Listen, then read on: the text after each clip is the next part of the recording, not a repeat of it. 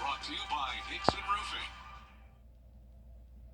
It's a summer scorcher in the CSRA with intensifying heat and some rain chances continuing. I'll have details coming up.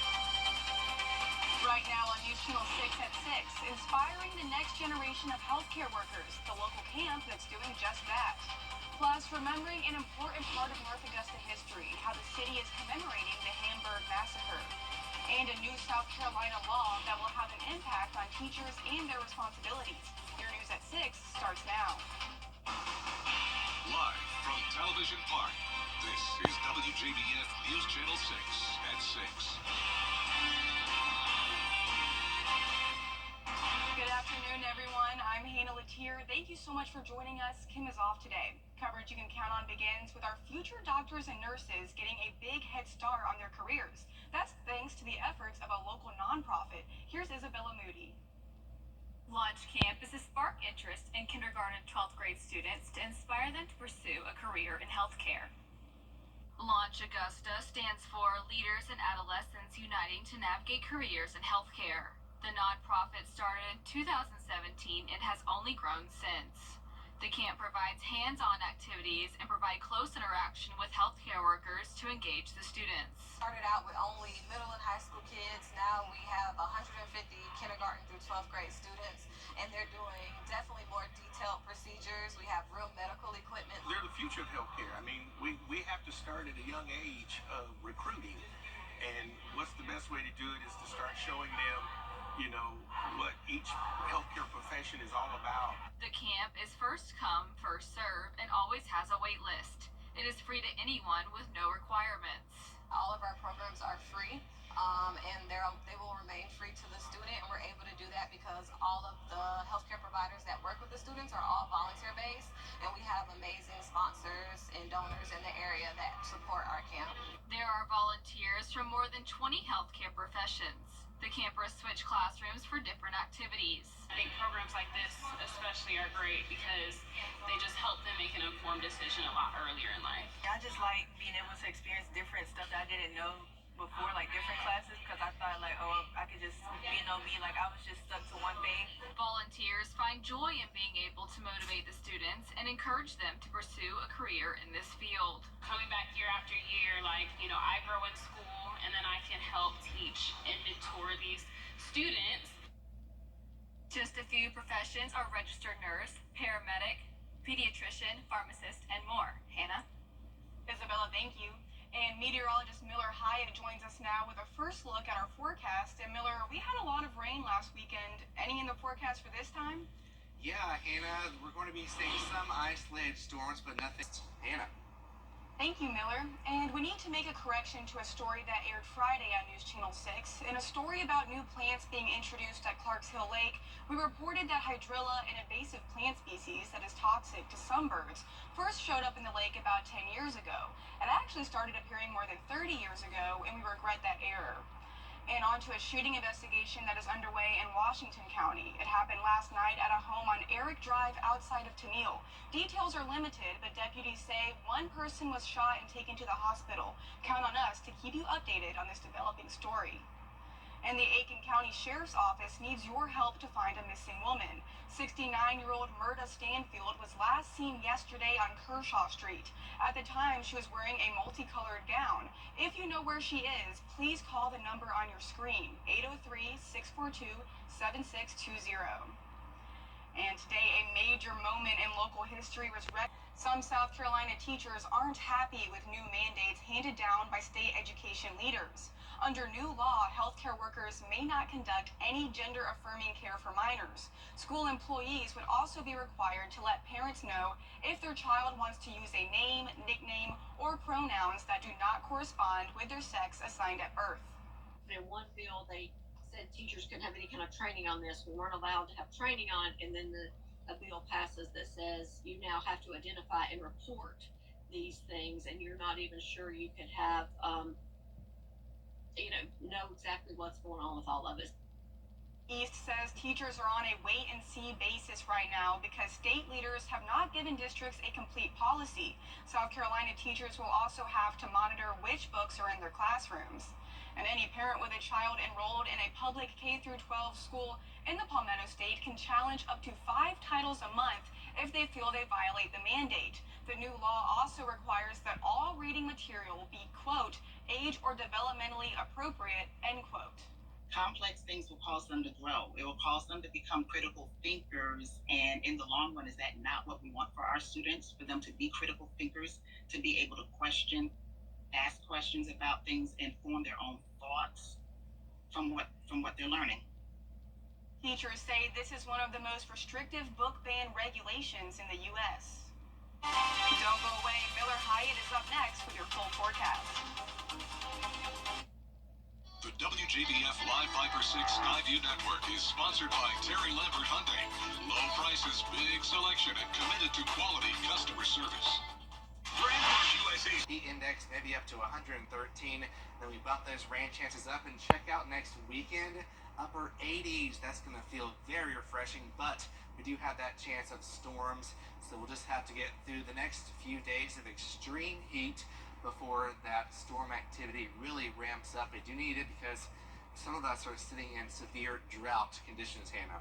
Yeah, well, not right here right now. That rain sounds crazy on the roof. Augusta is actually doing good, but it's more Saluda. Oh, okay. Augusta is actually around average for the year. Well, good. As long as it doesn't flood again, though. Yeah, that was bad. We're not looking at any flooding right now, but we'll be monitoring it here at WJBF. Well, awesome. Thank you, Miller. Coming up, support is wavering for President Biden. Miller, thanks. We need to make a correction to a story that aired Friday on News Channel 6. In a story about new plants being introduced at Clarks Hill Lake, we reported that hydrilla, an invasive plant species that is toxic to some birds, first showed up in the lake about 10 years ago. It actually started appearing more than 30 years ago, and we regret that error. And an update to a story we told you about earlier. According to the Aiken County Sheriff's Office, 69-year-old Myrta Stanfield, who was last seen yesterday, has been found and is safe. The South Carolina Department of Social Services says for years, child care centers across the state have struggled with staffing shortages. But now a new law aims to provide a solution with new standards in place for child care professionals. Under the old law, child care workers needed a high school diploma or a GED. Now, alternative pathways such as a high school equivalency credential or an employability certificate will qualify individuals to work in child care. The law also requires new hires to complete 15 hours of health and safety training within the first 30 days. Current child care professionals must meet those education requirements and have at least 6 months experience. One of the things we kept hearing from providers is that they were having a difficulty getting applicants and getting people inside a early education setting classroom. It just was the same thing that kept coming up and over again, that some of the education requirements kind of limited individuals. DSS hopes the new requirements will lead to the opening of more child care centers, increasing availability and slots for children, while encouraging more people to join the child care workforce. And more members of law enforcement will be on the roads next week looking for speeding drivers. It's part of an initiative taking part across the Southeast. From Sunday, July 14th to Saturday, July 20th, law enforcement in South Carolina, Tennessee, Georgia, Florida, and Alabama will take part in Operation Southern Slowdown, where officers will look for drivers for speeding. The Clemson University Police Department is one of the agencies taking part in this. So we definitely want to have more officers out and present during those times. You have more people on the roadways, people are out of school, going on vacation, you have more parties and celebrations, things like that people are partaking in. Officers hope their efforts next week will remind drivers to slow down and potentially prevent crashes and save lives. Whether you're seen on the beach, play Magnificent Multiplier and add up your wins. Win up to $100,000 when you play the bonus game. Go to playdigi.com to play over 50 digital games, only from the Georgia Lottery. Every day, ordinary people in the CSRA do extraordinary things to serve our community. Each month, News Channel 6 recognizes these outstanding volunteers with the Giving Your Best Award. Do you know an everyday hero who goes the extra mile to help others? Nominate them for the Giving Your Best Award by visiting WJBF.com and filling out the entry form. sponsored by Science Co., Piedmont Augusta, Security Federal Bank, and News Channel 6. The Live Viper 6 Skyview Network, sponsored by Terry Lambert Hyundai. It'd be kind of crazy balancing the storms and the heat on Monday and Tuesday. It's like both. Yeah, let's just hope we get some much-needed rain. Yes, absolutely. Well, thank you so much, Miller. Coming up, competitive kayaking, the local event preparing athletes for the Special Olympics. That story next. But first, the winning numbers for tonight's South Carolina lottery are pick 3, 159, and the Fireball is 7. And the pick 4 winning numbers, 3720, the Fireball is 7. The Palmetto Cash 5 numbers, 6, 14, 21, 32, 41. The CSRA's favorite news app is now even better with easier access to local news, weather, and streaming video. Download the News Channel 6 mobile app. Bojangles Lake by Starting at 1 on MeTV, WJBF 6.2.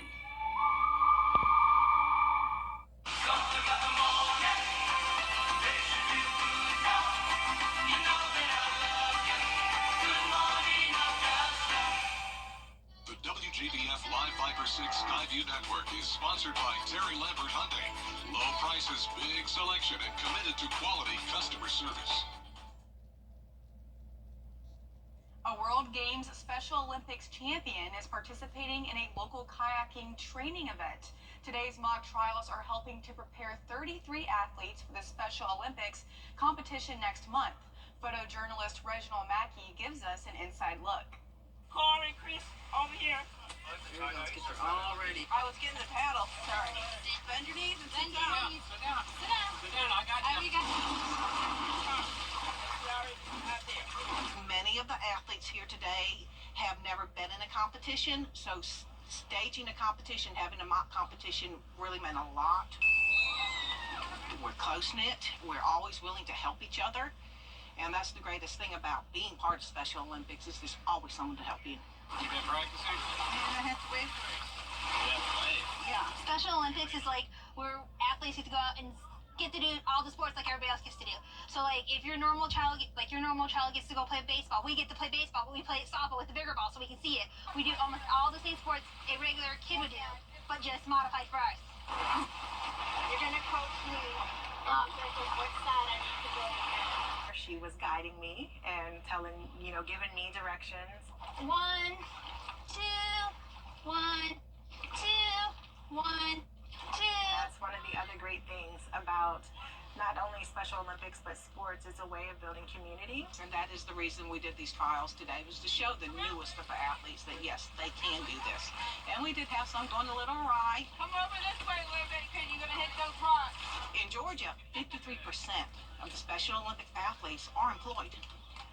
They are not sitting at home doing nothing. They are working. So it brings a lot of confidence, a lot of communication skills, and a lot of give me the chance. And you can support the Special Olympics by bowling with the Augusta Green Jackets on Saturday, August 17th.